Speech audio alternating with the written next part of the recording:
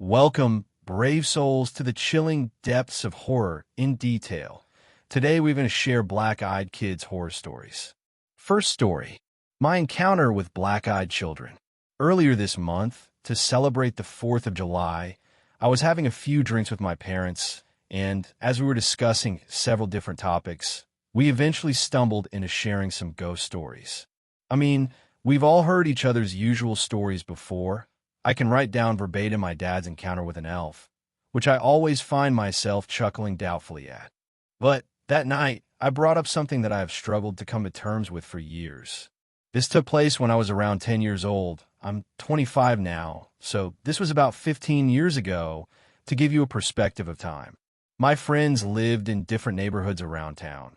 So, since I was really the only kid of my age group who lived in my little part of the suburb, I would occupy my free time by riding my Little Mermaid bicycle on the streets. It was a very lax part of the township, typical of the residential areas that surrounded the city. One summer evening, I was wasting some time before dinner by pedaling my bike up the street. When I was rolling to the T-shaped intersection that I would always stop and turn around at, I noticed two girls my age sitting peacefully in front of the house opposite the intersection.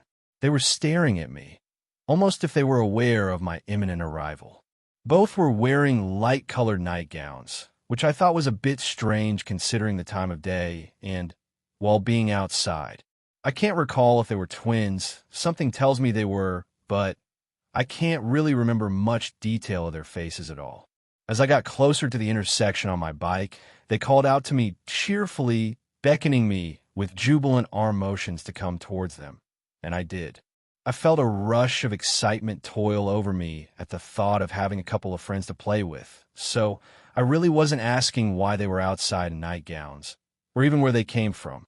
You see, the people that owned the house behind them were quite elderly. I rarely ever saw them leave their house at all. The edges of the property were quite grown over, which made the house look neatly nestled away from the road.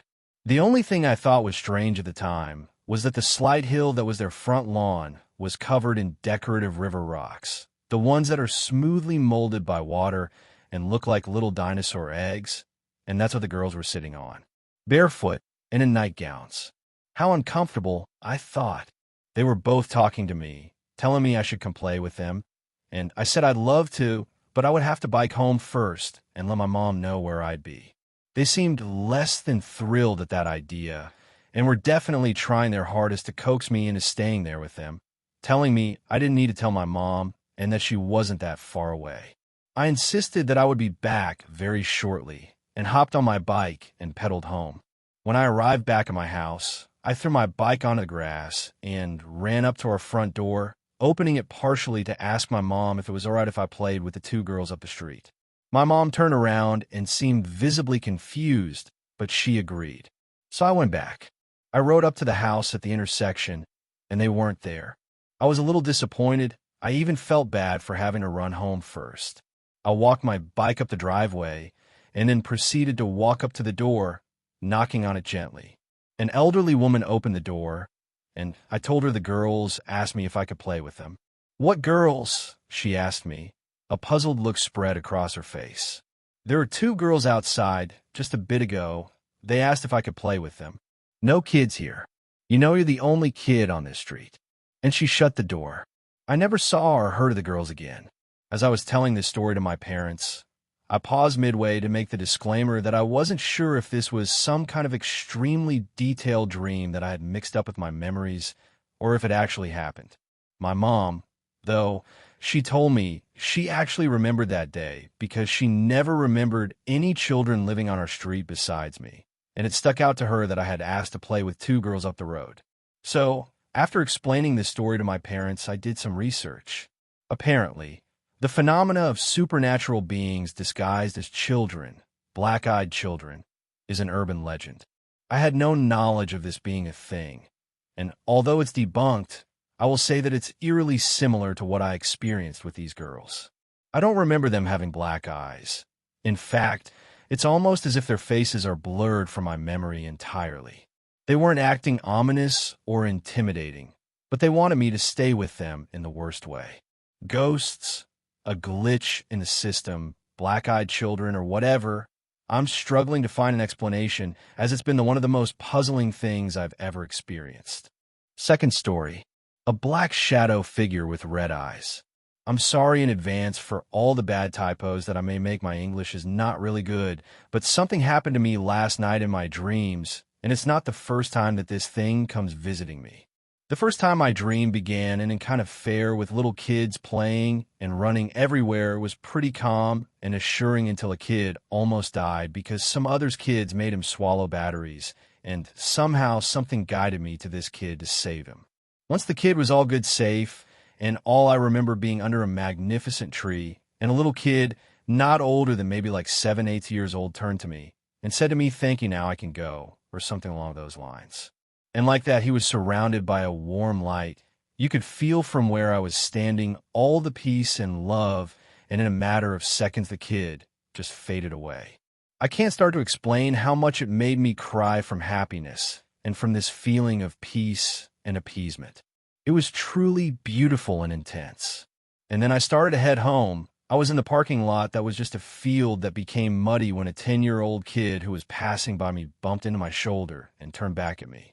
His face, well, where his face was supposed to be, was just black with blurry features, but I could still see him smiling at me with his red, glowing eyes. Him staring at me like that made me feel so much in danger, like I could feel that he wanted to do something bad to me. After that, I immediately woke up, cried, and ran to my mom to explain her what just happened. I was crying because that feeling of happiness / peace / appeasement was still running throughout my whole body, and then I remembered the black figure. It was so weird how the beginning of my dream was filled with happiness and peace, and the end with darkness and the will to do horrible things. And here is why I decided to write to Reddit. A couple of nights ago, I dreamed that I was in my bed, looking at my dressing, a very small room, and this tall black figure with no features whatsoever was staring at me, squatting with one hand on the ground like he was trying to stabilize himself.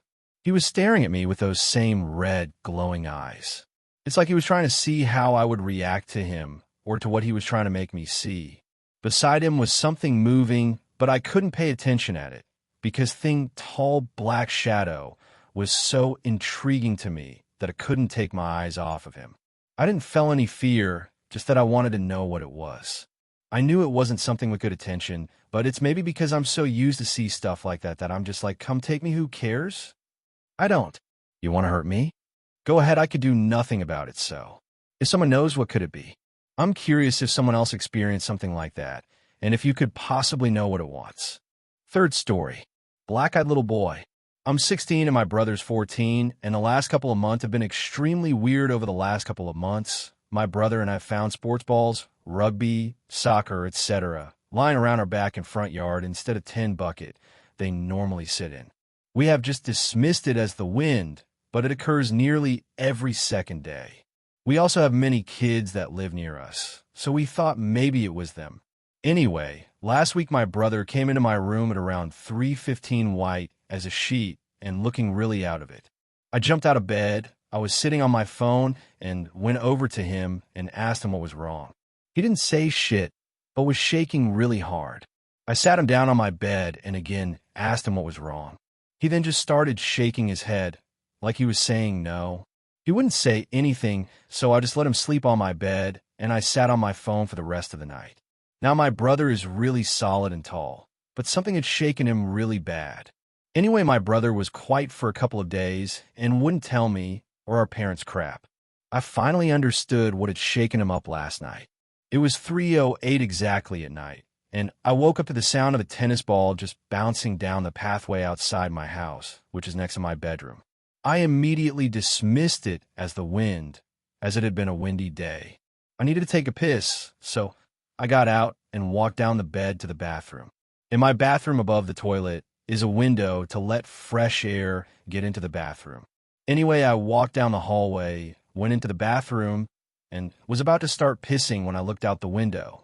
The next moments have changed my view completely on the supernatural and paranormal.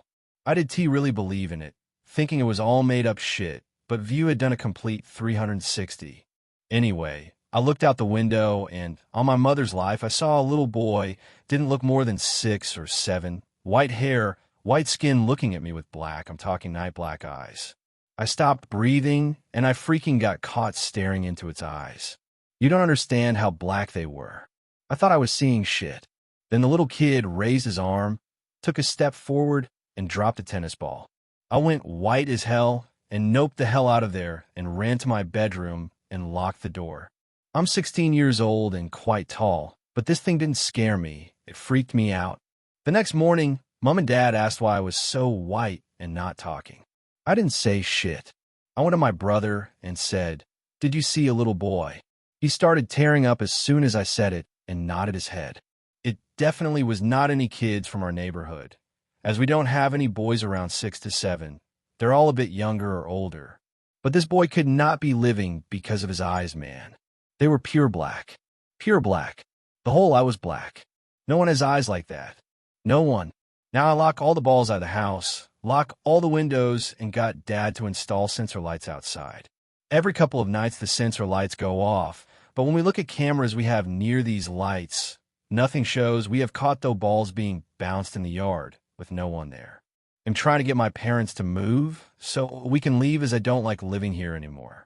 I didn't believe in the paranormal at all, but I know clearly there is something out there. I don't know what it is that cannot be explained. Fourth story. Creepy rural Irish stories are rural and fracking creepy. Well, here's the dealio. I'm not a natural author, so forgive me for the awkward wording. I'm also only going by word of mouth, so if the narrative is a bit disjointed, that's influenced by how it was told to me. Now, most creepy stories and urban myths have this degree of "it's true, it happened to me," or "it happened to a friend of a friend." A lot of them have this as it happens narrative. They're awesome, they're works of art, and seriously creepy. Me, I'm not trying to ply my trade as an author. The first story isn't something that happened to me, but a story that has been passed down my family since my great-great to the nth degree grandparents. My grandfather seems to find this a genuinely painful tale, but I'll never know what is going on with it unless someone else has some myth insight. The second one is something he experienced as a young man, and I don't know how much is elaborated. I do know it does seem to be based around a very true multiple murder. When he told me these, he was a very sane, very erudite, and very sober man, and he only told them on dark winter nights when he was in a pensive mood. As a bit of background, my grandfather comes from a very small, very traditional West Coast Irish hamlet, the kind of place where there's more cows than people. This is a genuine fact about my grandfather's hometown. Irish Gaelic was thriving along even pre-revival, especially when he was a young man, and old myths mixed with very strong Catholicism. As a child, he used to tell me stories about shit like the Dullahan, which is a very popular story in his area, ghost stories, stories about them little folks, the story about the washerwomen, stories about souls drowned at sea, and wicked creatures waiting to trip good Christian children up. As someone who's really interested in where our creepy stories and myths and legends ultimately come from, I grew up with a gold mine of strict Christian guilt and native mythology. Because I'm interested in where these stories come from, I was wondering if anyone else has come across anything like the stories my grandfather told. Does it stem from some urban legend or native mythology I haven't stumbled across? I don't think they're supernatural, but they might well be odd stories particular to my family or my grandfather's area, which does well happen, but I'm still wondering if they're an offshoot of one ghost story or another, you know? It's mere bloody-mindedness, and the fact that I really do find the study of this stuff interesting. So yeah, it's not the best place to post this, but it's also a place where I have a good chance of coming across someone who's come across the story before, right? Here we go. Story 1. My paternal grandfather's family, via my great-grandmother, have a long history of being up to no good. My grandfather always took a perverse pride in it. Thing is, I was always told that banshees are tied to important people and noble families. My family, about as far from noble as you could get once upon a time. My grandfather always said, and still says, when he's in the mood, some families have banshees, but we were never good enough. We have this. Although myths is myths, it was always a thing that we didn't have a banshee, we had something else. I guess maybe this is a banshee for poor families? Anyway, the story. Along my grandfather's mother's family line, which ultimately has passed down to me, there's always been a weird occurrence when a family member dies, and it has happened for generations. It quite often happens when the eldest son or father dies, but it happens without fail when a daughter of the family line dies. Sometimes it happens for non-blood related women. There is some evidence that this myth is based along matrilinealness, but it's very women-based all the same. It never happens for a sudden death, but it always happens during a long illness. My grandfather's mother died after struggling through a long illness. He recalls how she got better, then succumbed to an infection and fever. It was touch and go. One night, just as it was getting dark, as his mother lay sweating palely in her bed, there was a heavy knocking at the front door. My great-uncle went to answer it, and came back shrugging. They assumed it was local kids playing a joke. They didn't believe the myth any more than I do. Their mother had told them a similar thing had happened when her mother had died. But seriously? None of them believed it. A few hours passed. My great-grandmother turned and flailed in her fever. And then, more knocking at the windows, more frantic than before. Again, there seemed to be noon there. Another hour or so, thudding at the door. Let me in, kind of pounding. They thought it was kids playing around, but felt sick with dread. The knocking kind of dulled in intensity after a night of torment, but it continued softly, insidiously. It stopped suddenly in the small hours of the morning. Not long after, my great-grandfather started shouting at my grandfather to get a doctor, or anyone. My grandfather sent his brother, who never spoke of this evening ever again. Even when the doctor arrived, my great-grandmother was beyond help and died soon after.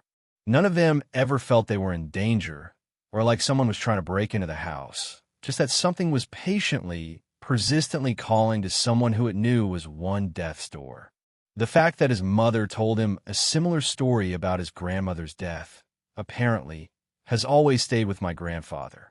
And I will say this, when my grandfather's wife, my grandmother, the living matriarch of the family at the time, and someone we all loved more than anything, suffered and succumbed to a botched operation, on the afternoon of her death, I and my eldest cousin turned up at the hospital. She hadn't really been keyed in, and I didn't think she knew how bad my grandmother was, but she was white as a sheet and merely said that she knew she had to be there. I never asked her why or how she knew, 'cause I know it would ruin the spooky. Anyway, any similar stories my grandpa might have ripped off for Tay Spooks? Tongue sticking out. Story 2. This one is a bit more creepy, for reasons that will become apparent. It makes me think of the Wicker Man. My grandfather used to tell me about fairy circles, but also about fairy trees. Fairy circles are pretty self-explanatory, and if not, a quick Google will find you all kinds of new age hippie shit. I'm never quite sure if my granddad means that the tree in the story was seen as sacred to fairies, or if it was the land. I'm going to say it was a fairy tree cos. That's how I always understood it. Also, please realize we're talking about scary Irish fairies, not the camp tiny people with wings. 'Cause otherwise, this would be hilarious. Anyway, in my grandpa's village/hamlet/tiny town, there was this old tree that was as old as anyone could remember. It was said to be sacred to the fairies, by which I mean the fecking scary psychopathic Irish fairies, not Tinkerbell, and nobody had ever been brave enough to risk screwing around with it. Even though they were all so very Christian, nobody messed with the fairy tree. I'm not even kidding. For this reason, this tree was old as balls. A family inherited the land for farming, but they always left the land near the tree alone and only farmed and grazed the rest of it. They were duly superstitious. My grandfather went to school with, but wasn't friends with, one of the kids of the family. Time passed. When my grandfather was a young man, one of the sons of this family inherited the land. He was a young, ambitious man with several children and a wife. He didn't believe in all this superstition. He often talked about chopping the tree down, but was always talked out of it by someone else. Several years down the line, he got a chance to upsize and claim several nearby fields and properties, and decided to become a big farmer and level the current field he had going already, so he chopped the tree down. Very soon afterwards, he went out working on the field and was never seen again. His house was burnt down to the ground on that same day. That much is true. I think the ruin stands to this day, or it did when I was small. That much is certain. I've seen the building, so I know something burnt down, and it creeped me the hell out as a kid. According to what my grandfather heard from reports and hearsay, the wife and children had been horribly mutilated and killed. The baby daughter had been thrown on a log fire and burnt to death. The wife had been injured and decapitated. Nobody knows what happened to Mr. Farmer. No matter what happened, whether the farmer killed his family or was killed by angry, superstitious villagers, it was a bloodbath. To my knowledge, or my grandfather's current knowledge, no corpse has ever been identified for the farmer. Make of that what you will. I personally always thought he killed his family, but family murder, murder by superstitious villagers a la the Wicker Man or something paranormal, it's a creepy story. It's also something my grandfather really does not talk about very often, which makes me think of village cover-up. At university, I met someone with family in the nearest big town, which is how we got talking before the you know about that murder urban myth bit, who said that she had heard of a slightly scandalous multiple murder happening a long time ago in my grandfather's village, and that it had always seemed kind of Wickermanish. Since this is pre-internet, fairly isolated rural Ireland we're talking about, I haven't found any really potent info to verify what happened, and either way it's very fecking difficult to get documents on anything, especially if you live abroad. Seriously, what is it with Irish bureaucracy? But the fact that my friend knew something about this incident before I even tried to prompt her does send chills up my spine and make me wonder if there really is a story here. I was also told this story by a guy in a coffee shop in the county town. I was doing some small town sightseeing before heading to see family, and I got to tell him that my grandfather knew the phantom missing man, or at least his family. He double-took, and so did I, so I think this myth is doing well enough. What the truth behind it is, I'm still wondering, though. So yeah, any thoughts on this one either? Fifth story. There's this urban legend about the dragonfly. I remember when I was a child, my dad would tell me and my brother of the urban legend surrounding dragonflies. For those of you unaware of the strange nature of the dragonfly, allow me to fill you in. Apparently, if you're a child out too late, dragonflies can sense it and will attempt to punish you by sewing your mouth, eyes, nose, and ears shut with their tails. Imagine that for a moment. A bug that might fly directly into your face and quickly, so your head orifices shut with little provocation.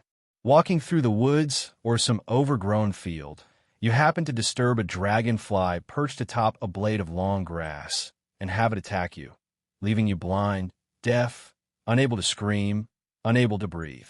Horrific. It gives me chills just mulling the possibility. My big brother and I would always turn our noses up at this and frown, sure that our dad was telling us tall tales to make sure we would come home when the sun went down. That was it. Nothing more, nothing less. But our dad persisted and would go into graphic detail about some kid he'd gone to school with. My dad, when he was a child, would go down to an empty lot often with a group of neighboring kids. They would dig in the dirt with sticks to imitate pirates, sketching out crude maps to a treasure. They would pitch rocks at one another and whack them away with sticks. They would take up in all manner of play. However, there was this one kid that no one ever invited to their deserted lot. This boy's name was Tanner, and no one liked Tanner. He would always insert himself into their playtime and almost always ruin the fun for everyone. He wasn't exactly a bully from what I've gathered in my father's description, but he often whined and was a right party pooper. Whenever Tanner would be excluded from their activities, he would run home and tell his parents all about the miscreant children's endeavors. Then so it would be that their setting fire to an anthill would be put to a stop, and the tomboy who'd brought her dad's matches to play with would be grounded. In particular, my dad hated Tanner, but whenever he would tell stories about that time in his life, he always seemed to look back on Tanner as a sort of tragic figure. As an adult, My father could see the cruelty in himself and his peers whenever they excluded the boy. Kids can be cruel, my dad would say, but I reckon that's just the way things go. He would revel in telling me and my brother the sorts of misadventures that him and the other children would get into, and we would always listen with great attention as we'd grown up in the age of the internet. And it was helpful in some nebulous way to hear about a time gone by when kids would play with dirt and marbles, and that was enough somehow. It was simply neat. The aforementioned tomboy, named Rachel, was the girl who'd given my father his first ever kiss at the age of 8 behind an old honeysuckle bush. The other children found out and endlessly teased, both into never speaking to one another ever again. I remember when our dad told us that bit. I stuck my tongue out and gagged, but my brother, who was a few years older than me, elbowed me and listened intently to our old man. That was also the day we learned of the dragonflies. We were riding in the car to visit the oncologist. Our mother sat in the driver's seat, maintaining eye contact with the road. Our dad twisted in his seat to face me and my brother in the back, his bony frame and bald head and tired eyes motioning as the story unfolded. He and a few of the other kids in his neighborhood had just bought a new explicit music CD from a teenager and were returning to their lot, to their makeshift tin shack they constructed with old sheet metal and branches to listen to the thing on a collective battery-powered stereo. They were all overly excited to learn a few new curse words. As the group walked along the sidewalk, Tanner fell into step with them, pestering my father with question after question. "Where'd you get that? Why's that lady on the cover wearing no clothes? Where you guys going?" And finally, "I'm going to tell my parents if you don't let me listen to it too." They had no choice but to let Tanner into their shack if he promised to shut his yap and not touch their stereo. Tanner protested, but ultimately agreed to this arrangement. Quickly, they settled onto the furniture they'd scavenged from the nearby woods: an old stool, a moldy recliner, and a particle board table. They inserted the CD and powered it on, head banging and dancing like little idiots. My father told this bit with his trademark smile, and even my mother in the driver's seat was cornered and had no other option but to grin solemnly gray.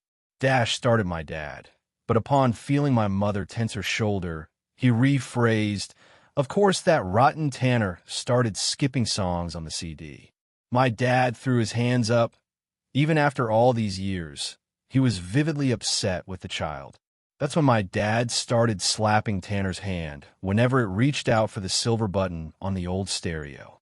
The feeling in the shack was palpable and visceral. A fist fight was brewing, and every one of the children knew it. Finally, Tanner reached out again to skip another song. My father slapped his hand, and Tanner, red in the face and teary-eyed, grabbed the square black box with speakers and held it over his head. "Fine," screamed Tanner before slamming the thing against the dirt floor. It shattered, and the song died into a creaking sputter. The group had had enough and shoved Tanner from their clubhouse so that the little boy went head under feet and straight into the ground. Tanner began crying and slinging dirt into a frenzy, tossing it into their faces. "You guys are nothing but a lot of bullies, you know that? All you ever do is pick on me. Bunch of jerks." He spat a mouthful of dirt, wiping his dusty cheeks. My dad, not too proud of this recollection, jumped onto Tanner's back and sat on him. The other children followed suit and began sitting on the screaming boy.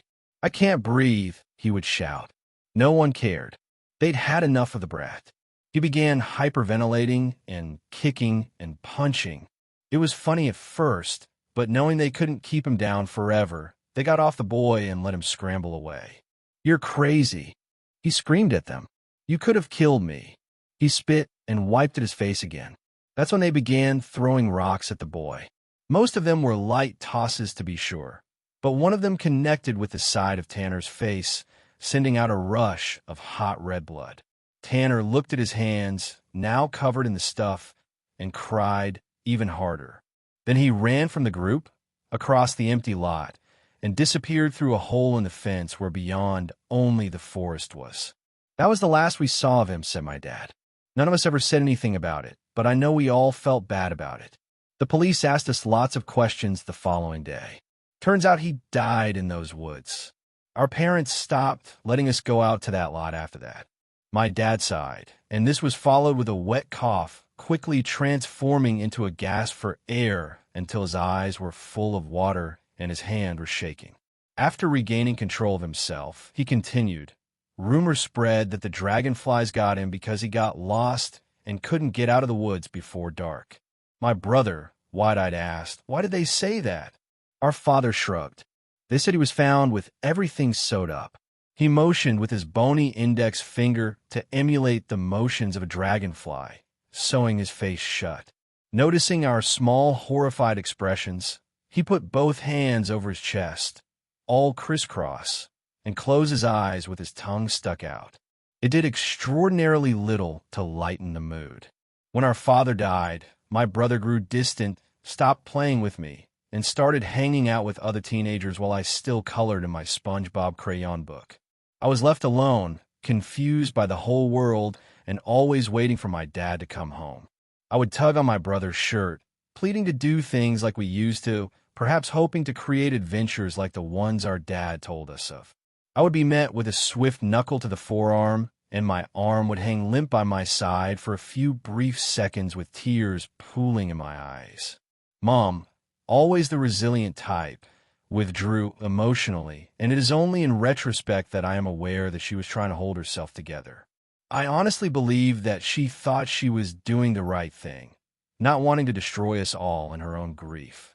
She worked, cleaned, absently lived her life. That always makes me sad. This is what I remember. "I hate you," screamed my brother, as my mom held up the small bag of marijuana she'd found stowed in between his mattress and box springs. It was all so vivid. She'd confronted him and his troublemaking ways. I hid in the corner of the doorway to his bedroom. He said, shoving past her. He nearly stumbled over me in the hall, but upon seeing me there, he stopped and put his hand on my shoulder. "I'm leaving, and I'm not coming back." He started to move away, but it seemed that something occurred to him, and he turned to look at me full-on crouching to meet my eyes. "I love you." I was stunned.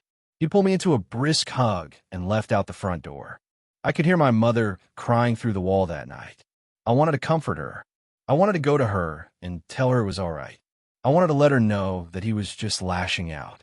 I was 10. That night, I crawled out of bed long after I was sure that Mom had gone to sleep. I crept through the house and into the living room, withdrawing an old photo album from the cabinet near the fireplace. It was covered in dust, and I laid it out over my lap as I sat in the armchair with my father's outline infinitely pressed into it. On the first page, there was a happy family of 3, and the mother had a swollen belly beneath her sundress. She was giving the grinning man in the photo a smirk and eye roll as he snapped the photo. This was in a park. The little boy there was forever posed in a laugh with squinted eyes, his head lolled back. I flipped through the photo album and watched the grinning man grow thinner and thinner, but that smile stayed the same. His smile was always there. It seemed that everything else around the mouth changed, including the people. The boy developed pimples and an icy, angsty stare. The mother's expression hardened into a stony resolve that broke my heart.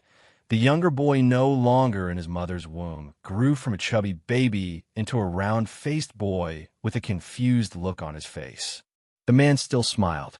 As the pictures came to an end, the pimply boy, now a teen, wore all black and painted his fingernails. The mother stopped letting her hair fall into a frizzy, wavy mess, and instead opted to wrangle it into a tight ponytail to expose the deepening creases across her forehead.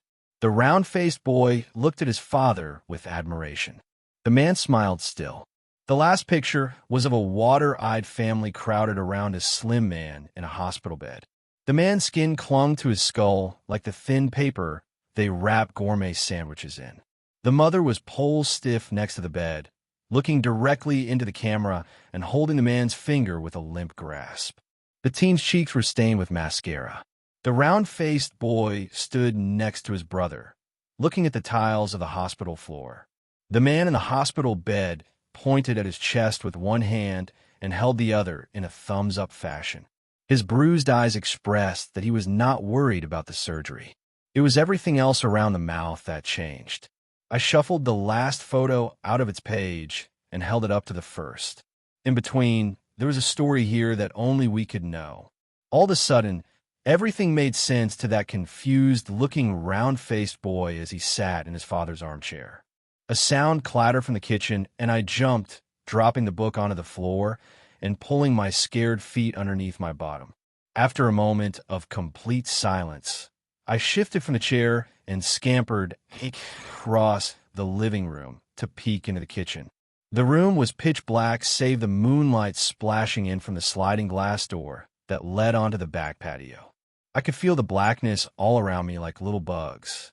Hissing in through my teeth, I smacked the light switch near the threshold and kept my eyes fixed at the glass door as the overhead bulb spit light onto the patio. I could see something moving out there, something humanoid and shifting and black against the kitchen light. I held my breath and slowly, deftly moved across the tiles. As I reached the glass door, I put my face against it, cupping my hands. Nothing. Then the dark figure sprang to life, smacking against the door and rattling it in its frame. I tumbled backwards, falling over one of the wooden kitchen chairs, scrambling to flee the monster. I trot across the room, hiding at the edge of the threshold and turning to look back.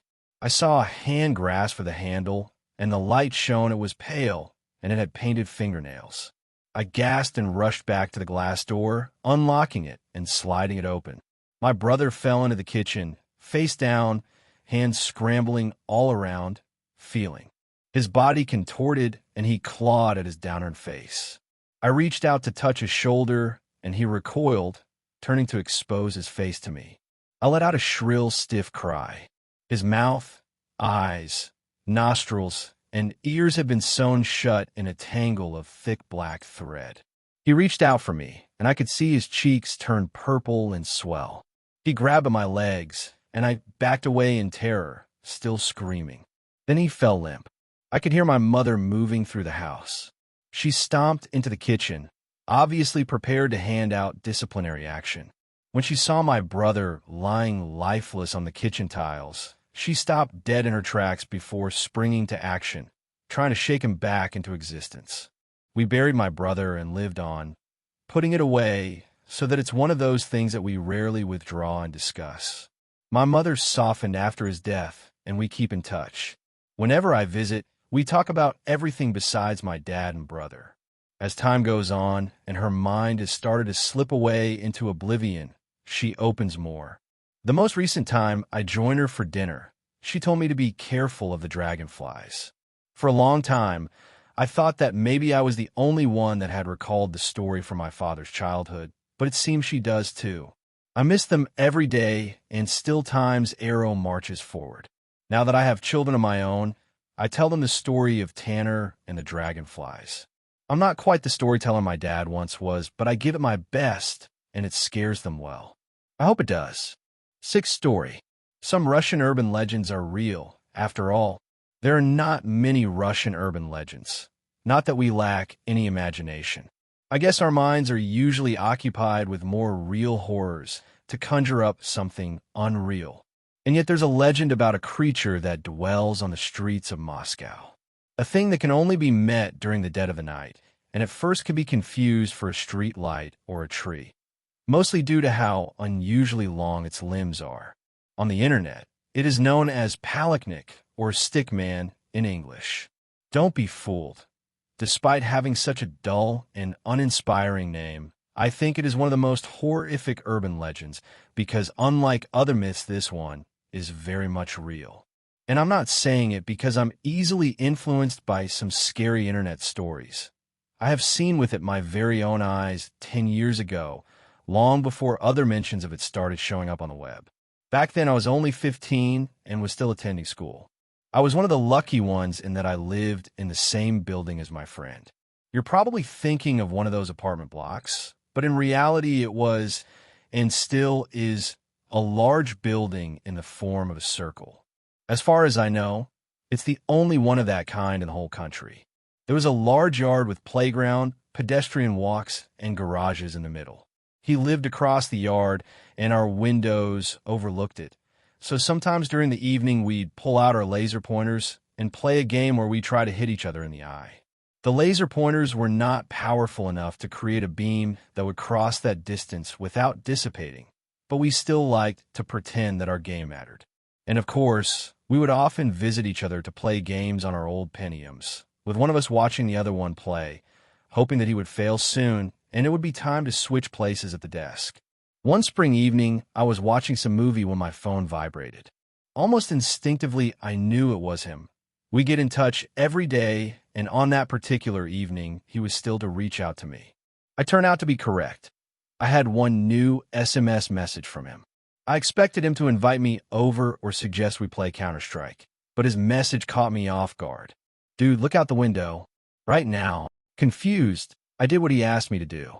I could make out his faint silhouette in a familiar window across the street. I thought I saw him moving, waving his hands, but I couldn't make out what exactly he was trying to do. The phone vibrated again. Below, in the yard. Do you see it? I looked down, but I didn't anything worthy of attention. What was all the fuss about? What?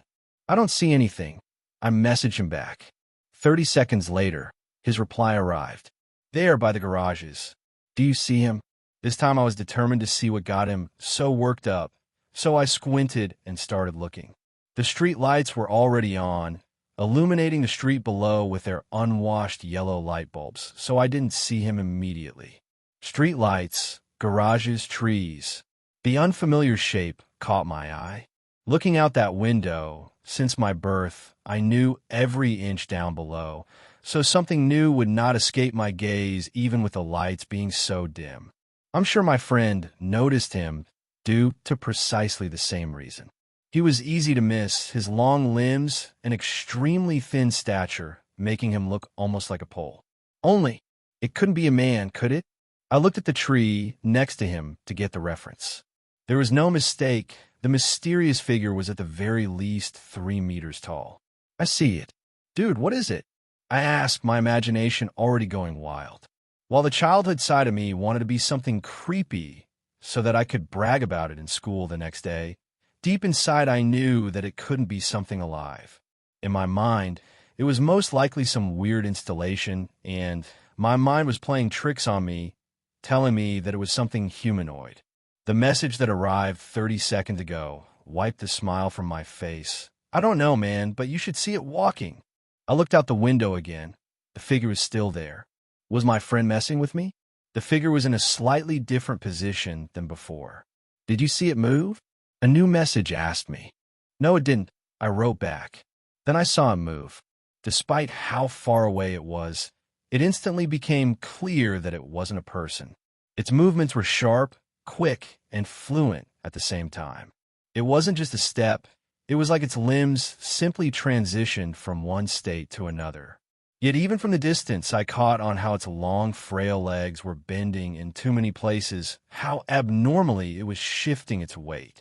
Finishing its movement, it froze in place again, completely immobile. I guess it really was trying to pretend to be a lamppost. My phone beeped again. Did you see it? So cool. I'll go grab my dad's camera. Perhaps the reasonable thing would be to stop him, to tell him not to stick his neck out. But I was a kid, so I had different priorities. Is it digital? I typed in my phone, more concerned whether he'd be able to share the photos. I knew that it was something supernatural at that point, maybe even dangerous. But I was high up in my apartment, gleeful about how awesome it would be to show off the photo of that thing in school the next day. And it was down below. How could I even fathom that despite the distance that was between us, it could still pose a threat? How could I know that it could climb the walls?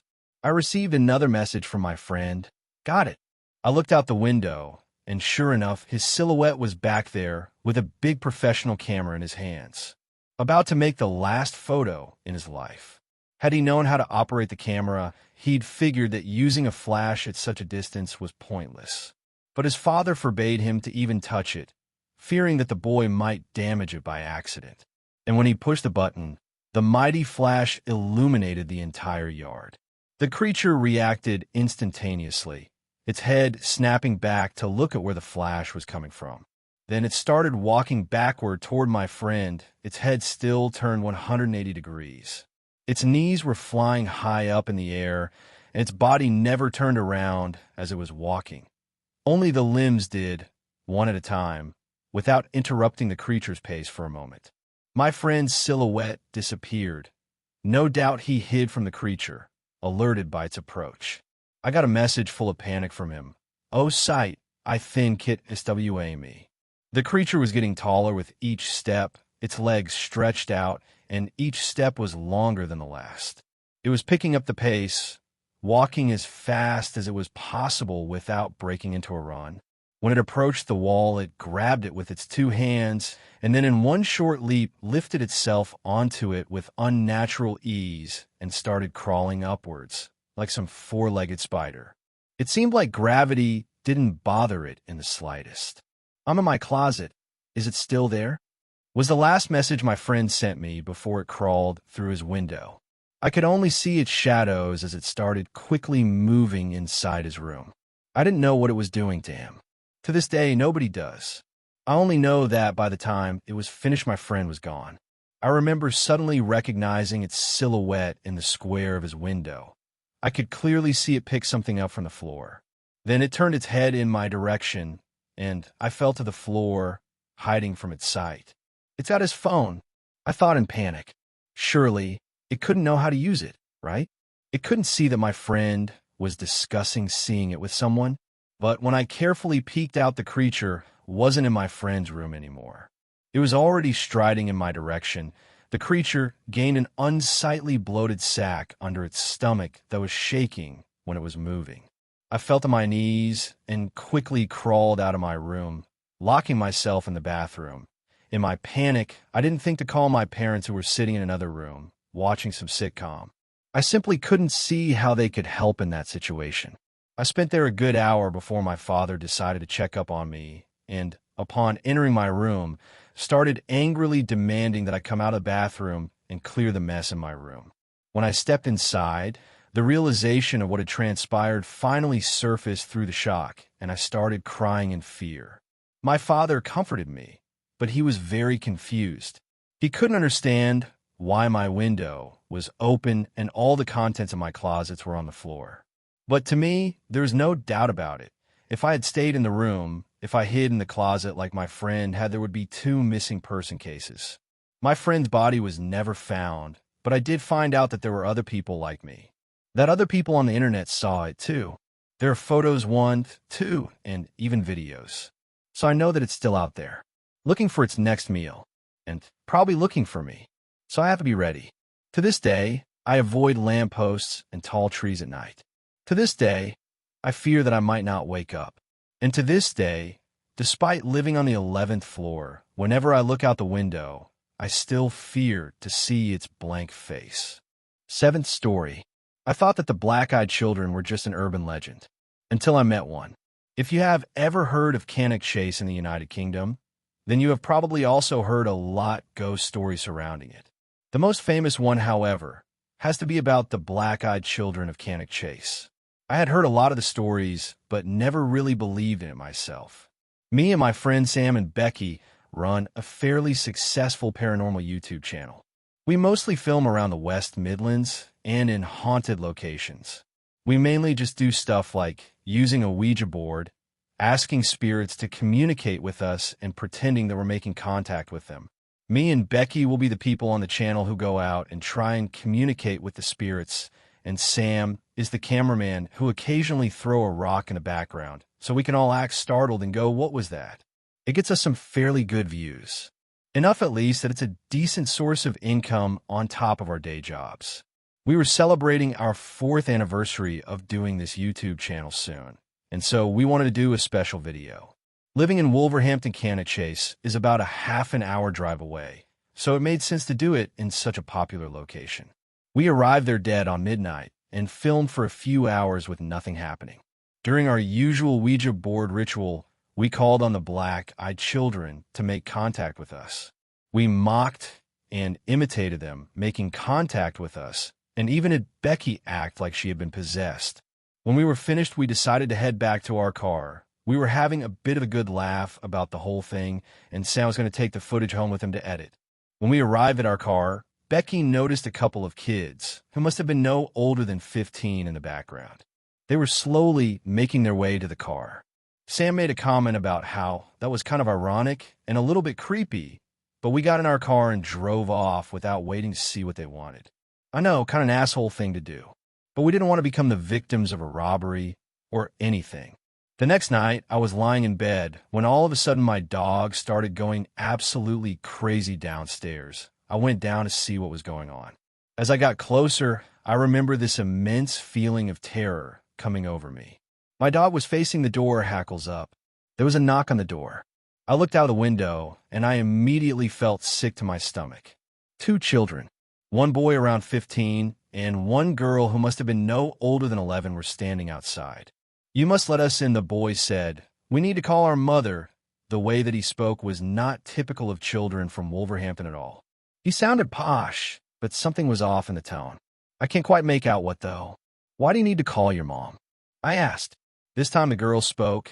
"You must let us in," she said. "Our mother will be very worried."